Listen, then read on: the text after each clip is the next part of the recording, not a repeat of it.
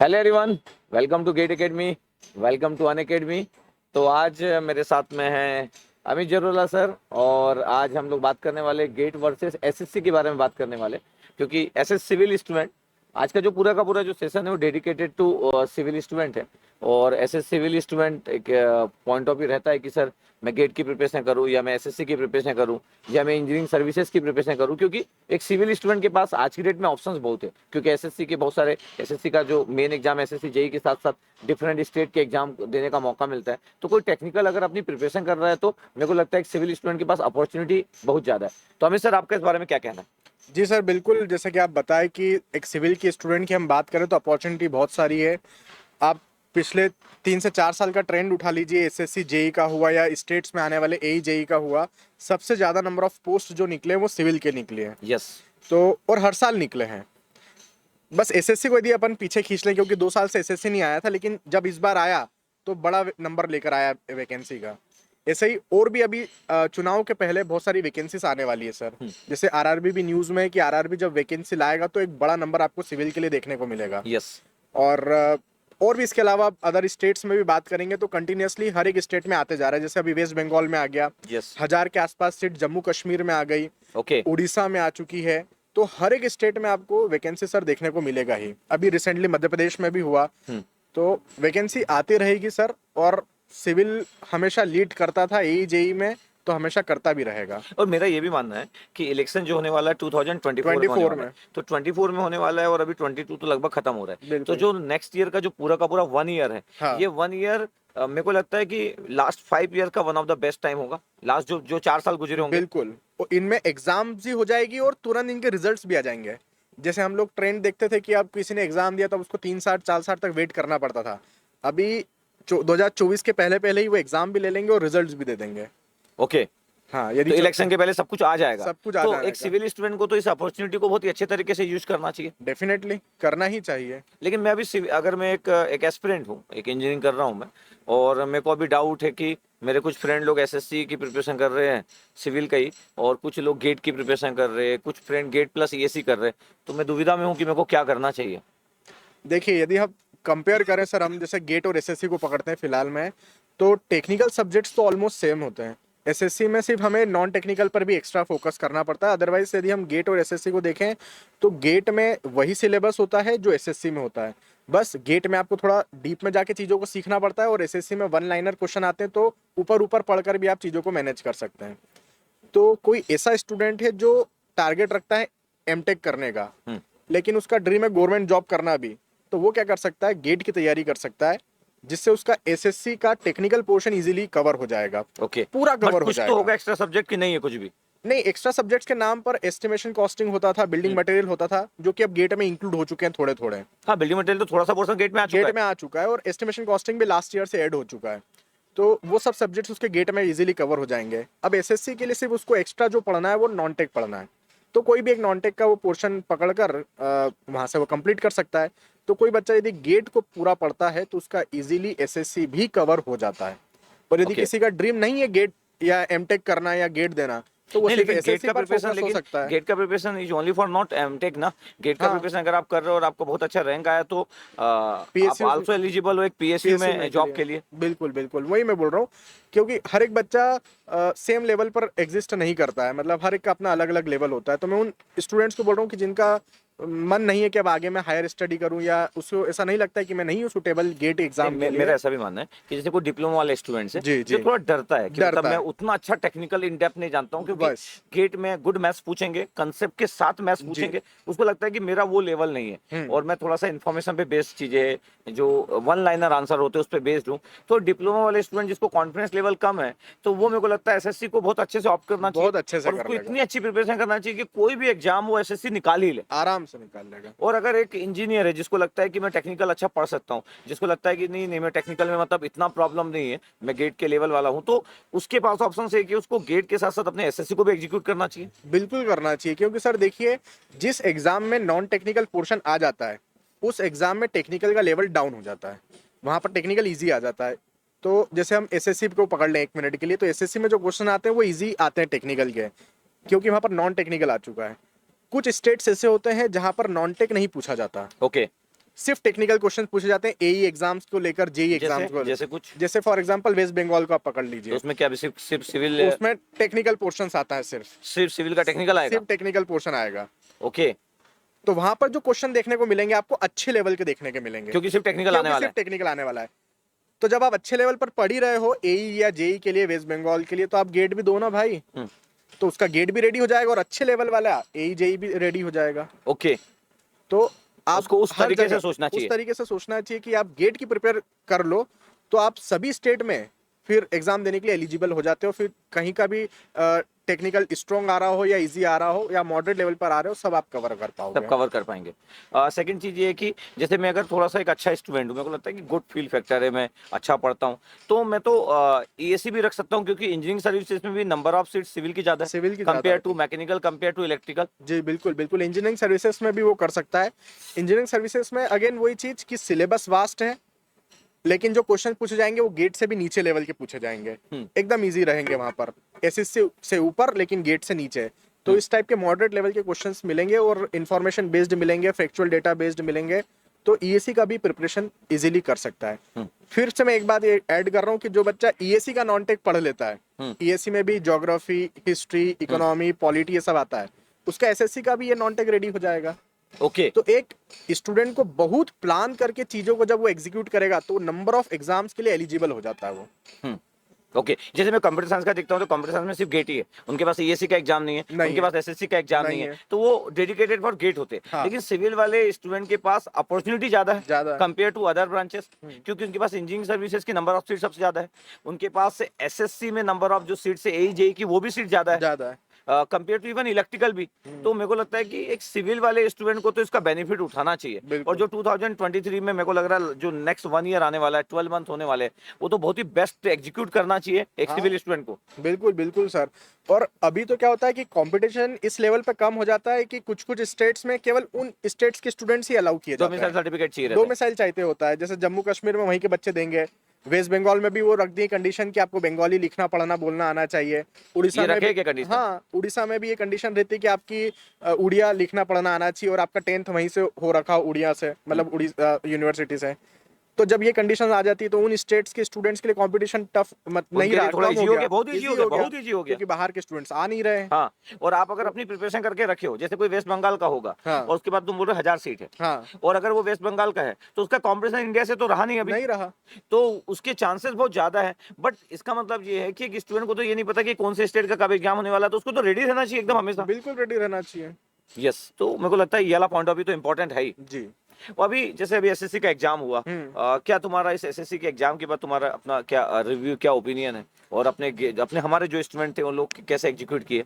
मतलब मेरे को तो अभी जब से एसएससी का एग्जाम हुआ उसी दिन से मैसेज आना चालू हो गए कि मोर देन 90% टेक्निकल पोर्शन पूरा सर आप ही की जो पढ़ाए हम लोग लगा के आए। और नॉन टेक की यदि अपन बात करें, नॉन टेक में भी 70 to 80% पूरे चीजें आपके ही सिलेबस में से थी, क्योंकि नॉन टेक तो वेरी होता रहता है, थोड़ा ऊपर नीचे होता रहता है। तो 70 से 80% जो नॉन टेक था हम लोग पूरा कवर कर डाले थे, वो पूरा उसी में से आया था। और टेक्निकल तो पूरा 100% हमारे सिलेबस में से ही था। तो जो बच्चे पूरा अपना पढ़ के गए थे वो लोग बहुत अच्छा लगा के आए। कुछ लोग 170 160 क्वेश्चन भी लगा के आए 200 में से। ओके, तो उनके सिलेक्शन के चांसेस बहुत ज्यादा रहेंगे सर। Okay. बहुत अच्छा रहा उनका पेपर। और हम लोगों का भी पहला एक्सपीरियंस था जेईई के अंदर।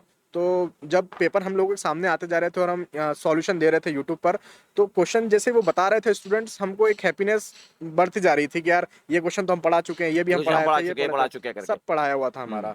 तो मैं आपको बता दूं कि अभी हम लोग को कितने एसएससी का जेई और ए का स्टार्ट हुए लगभग कितना साल, अब जाके कितना हो गया? 1.5 साल हो गया। 1.5 साल मैक्स टू तो 1.5 साल ही हुआ है हम लोग का, और इस 1.5 साल में इतने सारे स्टूडेंट पूरे इंडिया से पढ़ लिए और लोग अच्छा परफॉर्म करते जा रहे हैं। डिफरेंट स्टेट के तो लोग निकालते भी जा रहे हैं, डिफरेंट स्टेट का कन्वर्ट करते जा रहे हैं कंटिन्यूअसली। बिल्कुल बिल्कुल। और आई होप कि अभी जो एसएससी जेई का जो एग्जाम हुआ उसका जब रिजल्ट आया तो बहुत ही अच्छा लोग परफॉर्म करें। उसमें भी अपने स्टूडेंट बहुत सारे रहेंगे सर, बहुत सारे रहेंगे। ओके, अभी एसएससी के लिए कोई न्यू बैचेस अनअकैडमी प्लस के इंटरफेस पे कुछ न्यू हाँ, क्लासेस? अभी रिसेंटली हम 2 दिन पहले ही लॉन्च किए हैं सर एसएससी 2023 के लिए, क्योंकि चांसेस है कि 2023 में से भी एसएससी वापस से आएगा।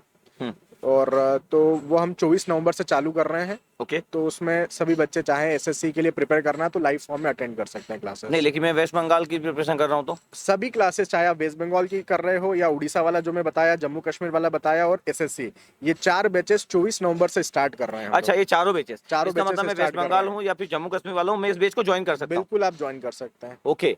तो 24 नवंबर से 24 नवंबर से स्टार्ट कर रहे हैं। 24 नवंबर से। अब इनका एग्जाम का डेट आया कि इन तीनों स्टेट के एग्जाम का डेट नहीं आया है? नहीं, एग्जाम फॉर्म फिलिंग का डेट आ चुका है। ओके, अब एग्जाम का डेट, जैसे फॉर्म फिलिंग का डेट खत्म होता है उसके बाद एग्जाम का डेट आ जाएगा। एग्जाम का डेट आ जाएगा। लेकिन मैं बोल रहा हूँ कि यूए के इंटरफेस पे जब मैं पढ़ने आ रहा हूँ और फिर सब क्लासेस जब इंगेज होगी और मेरा एग्जाम का डेट अभी तक आया नहीं है, लेकिन जो यूए के इंटरफेस में पिछले 2 साल से एसएससी के जितने भी कोर्सेस हुए हैं, जैसे जसपाल सर भी क्लासेस लिए जी, हैं, तो जी। क्या वो मेरे को सब मिल जाएंगे?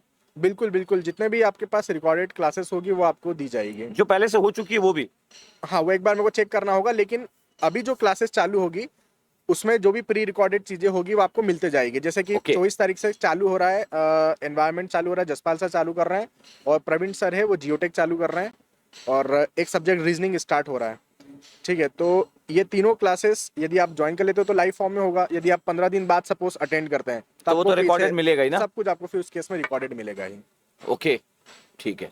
तो मेरे को लगता है कि आपको अपना प्लान अच्छा करना चाहिए, और सिविल के अगर आप स्टूडेंट हो तो आपका आपका प्लानिंग वाला पार्ट इतना बेस्ट रहे कि आप अपना अच्छा एग्जीक्यूट कर सके और अपने लिए प्लान कर सके। इवन कुछ स्टूडेंट लोग तो अपनी इतनी अच्छी प्रिपरेशन करते हैं कि आईएएस के बाद सिविल सर्विसेज का जो पेपर है वो भी सिविल सिलेक्ट करके सिविल सिलेक्ट करके देते हैं। यूपीएससी की प्रिपरेशन जो करते हैं कई लोग, सिविल सर्विसेज की प्रिपरेशन वो लोग भी करते हैं। तो ओवरऑल बस ये इंपॉर्टेंट है क्या क्वेश्चन जो एसएससी के जो क्वेश्चन हैं वो बहुत कंसेप्चुअल, मैथमेटिकल तो ज़्यादा बड़े आते नहीं होंगे, तो थ्योरेटिकल कितने कंसेप्चुअल आते हैं कि थोड़ा डायरेक्ट या थोड़ा थोड़ा घुमाने की कोशिश करते हैं? अभी अभी फिलहाल का इस साल का जो पेपर था उसमें तो एकदम नॉर्मल थे। Normal question? एकदम नॉर्मल थे।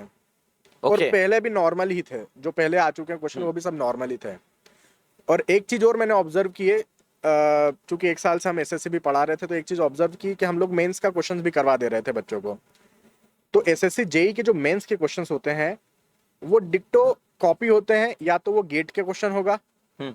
थोड़ा ऊपर नीचे घुमा के डाल दिया होगा एसएससी मेंस में, या फिर इंजीनियरिंग सर्विसेज का मेंस का क्वेश्चन होगा जो ऊपर नीचे घुमा के यहाँ डाल दिया गया है। ओके। हाँ, तो जो बच्चे अभी एसएससी जेई का पेपर लिख कर आए होंगे इस साल, और जिनको पता है कि मैं अच्छा स्कोर ला रहा हूँ, हाँ, वो मेंस की यदि तैयारी कर रहे हैं तो उनको गेट के कुछ क्वेश्चन अच्छे वाले लगा के जाना चाहिए और इंजीनियरिंग सर्विसेज के कन्वेंशनल क्वेश्चन लगा के जाना चाहिए। तो मेरे को लगता है कि अगर कोई मेंस का अगर दे रहा है तो उसको अपने एसएससी के जो ओल्ड जो हुए हैं मेंस के वो पेपर दे देना चाहिए, बिल्कुल। और एएससी के कन्वेंशनल पेपर। जी बिल्कुल, मतलब ये 2 कन्वेंशनल पेपर का प्लान कर लेना चाहिए, कर लेना चाहिए। है ना? तो उसके चांसेस बढ़ जाएंगे। बिल्कुल। अभी इसमें ये पता है क्या कि अभी जब एसएससी का रिजल्ट आएगा तो कितने लोगों को सिलेक्ट करने वाले लोग, मतलब फॉर मेंस, ऐसा कुछ नंबर कि अभी कुछ ऐसा अपडेट नहीं किया? अभी ऐसा तो नहीं देखा। अपडेट अभी तक नहीं किया कि कितने नंबर? जनरली 20 टाइम्स ले लेते हैं ये लोग। 20 टाइम्स ले लेते हैं? हाँ, 20 टाइम्स लेते हैं, लेकिन वो हर साल नंबर वेरी कर जाता है, बोलते Okay. हैं लेकिन वेरी कर जाता है। देखते हैं उसके हिसाब से। तो बस हम लोग का वही था कि मैं अमित सर से एक बार बात कर सकूं, और आप लोग अपनी प्रिपरेशन को नेक्स्ट लेवल पे ले जाइए और हर सब्जेक्ट बड़े अच्छे दिए जाएंगे। हम लोग के अनअकैडमी के जो इंटरफेस है उसमें जो टीचर्स लोग का जो पुल है वो बहुत ही बेहतरीन है। गेट एकेडमी और अनअकैडमी वाला पार्ट जब से कंबाइन हुआ उसके बाद से टीचर्स लोग जो है वो और भी ज़्यादा नंबर ऑफ टीचर्स हो गए, और क्वालिटी ऑफ जो कंटेंट्स है वो और भी इम्प्रूव फॉर्म में आते जा रहा है। और आप लोगों के लिए जो क्वेश्चंस का कलेक्शन है, जो हम स्टडी मटेरियल पे काम कर रहे हैं, वो सब और भी बेटर वर्जन होते जा रहा है। तो मेरे को लग रहा है कि जैसे जैसे हम आगे बढ़ते जा रहे हैं हमारा बेटर वर्जन आते जा रहा है। आप अपनी स्टडी करते रहिए। मेरे को लगता है कि ऐसे टीम जब हम देखते हैं तो मेरे को लगता है कि वहां से आपको कोई तकलीफ नहीं होगी। वहां से तो हम लोग की गारंटी रहती है कि जो चीजें हैं वो आपको बेस्ट कंटेंट ही मिलेगा। इंपॉर्टेंट है कि आप उस बेस्ट कंटेंट को कैसे यूज करते हो, क्योंकि मेरे को लगता है एसएससी वाले पार्ट में एक प्रॉपर नोट्स बनाना बहुत जरूरी है, प्रॉपर लिख के बहुत रखना जरूरी है। बिल्कुल, पूरी इन्फॉर्मेशन आपके पास लिखा हुआ होना चाहिए और जब आप पढ़ रहे हो तो आप जल्दी जल्दी उसमें से कवर कर सकें। हाँ, क्योंकि आपको स्पीड मेंटेन करना है ना। मेंटेन करना पड़ेगा। और एक चीज और, जब आप कंटेंट की बात छेड़े तो मैं बताना चाहूंगा कि जैसे हमारे पास गेट की पीवाईक्यू बुक है, मैं बहुत ही जल्दी एसएससी जेई की भी पीवाईक्यू बुक मार्केट में लेकर आने वाला हूँ सर। एसएससी जेई की? बिल्कुल, बस इस Okay. साल जो क्वेश्चंस हुए हैं हाँ।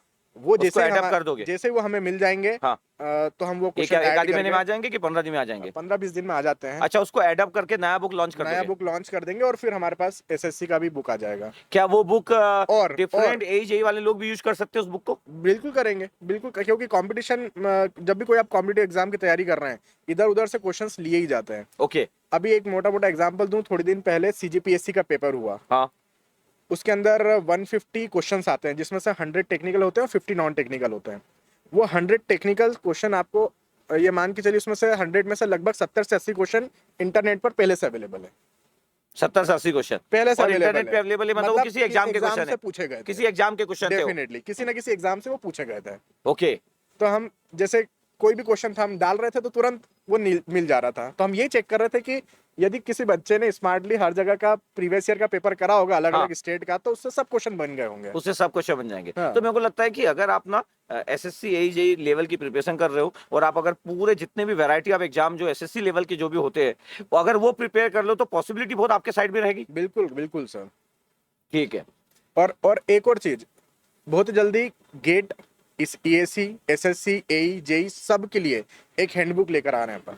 अच्छा, हैंडबुक लेके आ रहे हैं? हाँ, तो कंटेंट के नाम पे अभी 2 बड़ी चीजें बहुत ही जल्दी हम लोग लेकर आ जाएंगे नेक्स्ट ईयर के अंदर। नेक्स्ट ईयर के अंदर आ जाएगा? आ जाएगा। ठीक है, तो अमित सर आपसे प्रॉमिस कर रहे हैं कि एसएससी जेई की बुक तो लॉन्च कर ही रहे हैं। वॉल्यूम 1 वॉल्यूम 2 आएगी कि एक ही वॉल्यूम? दो वॉल्यूम में आएगी। तो 2 वॉल्यूम में बुक आने वाली है एसएससी जेई की भी, और हैंडबुक भी सिविल का आने वाला है। तो सब पे काम चालू है। तो ठीक है, हमारी, मैं पहले भी बोल चुका हूँ कि कंटेंट वाइज आप बिल्कुल वरी मत कीजिए, आप अपना बेस्ट दीजिए, आप रिजल्ट में कन्वर्ट करेंगे। और 2023 सिविल एस्पिरेंट के लिए इससे बेस्ट ईयर नहीं होगा अगर मैं लास्ट 5 ईयर से कंपेयर करूँ तो, है ना। 2024 इलेक्शन है, याद रखिएगा, इलेक्शन हमारे इंडिया में बहुत मैटर करता है, तो उसका हमको एडवांटेज लेना है। बाद में 2024 के बाद मैं गारंटी नहीं दे सकता हूँ कि इसके बाद चीजें कैसे जाएगी, लेकिन इलेक्शन के पहले चीजें बेस्ट जाने वाली है, आप उसका एडवांटेज लीजिए। ठीक है, तो हम लोग ऐसे सेशन लेते रहेंगे, बात करते रहेंगे। तो thank you Amit sir, thank you sir. ऐसे अपन सेशन स्टूडेंट लोगों के लिए अरेंज करते रहेंगे। बिल्कुल। ओके, चलो, थैंक यू। Thank you.